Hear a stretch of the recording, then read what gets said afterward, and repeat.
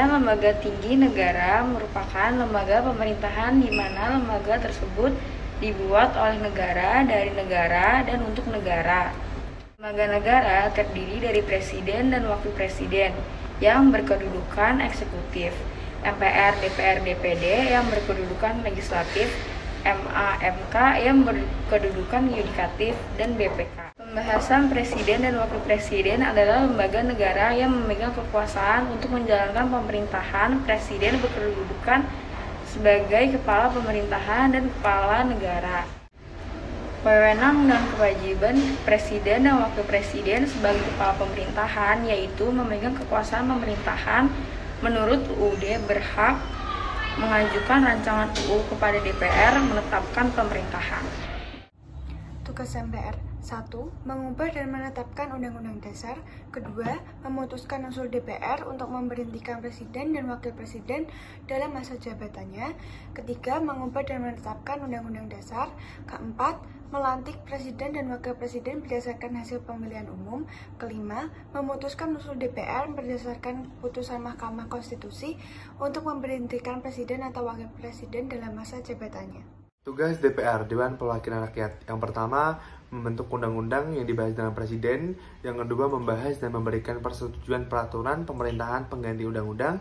Yang ketiga, menerima dan membahas ulasan rancangan undang-undang yang dilakukan DPD.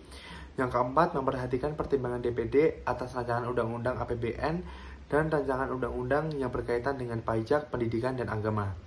Yang kelima, menetapkan APBN bersama Presiden dengan memperhatikan pertimbangan DPD. Yang keenam, melaksanakan pengawasan terhadap pelaksanaan undang-undang, anggaran, pendapatan, dan belanja negara, serta kebijakan pemerintah. Hak DPR yang pertama ada interpelasi, yang kedua angket, yang ketiga menyatakan pendapat, yang keempat mengajukan rancangan perundang-undangan, yang kelima mengajukan pertanyaan, yang keenam menyampaikan usul dan pendapat, dan yang ketujuh imunitas. Tugas DPD. Yang pertama, DPD dapat mengajukan kepada DPR rancangan UU yang berkaitan dengan otonomi daerah, hubungan pusat dan daerah, pembentukan dan pemekaran, penggabungan daerah, pengelolaan sumber daya alam, dan sumber daya ekonomi lainnya, serta berkaitan dengan perimbangan keuangan pusat dan daerah. Kedua, DPD mengusulkan rancangan UU kepada DPR membahas rancangan UU itu dengan pemerintah. Ketiga, DPD dapat memberikan pertimbangan kepada DPR atas rancangan UU APBN dan rancangan UU yang berkaitan dengan pajak, pendidikan, dan agama. Keempat, DPD dapat melakukan pengawasan terhadap pelaksanaan UU. Hak DPD. Yang pertama, mengajukan rancangan undang-undang, dan yang kedua, membahas rancangan undang-undang.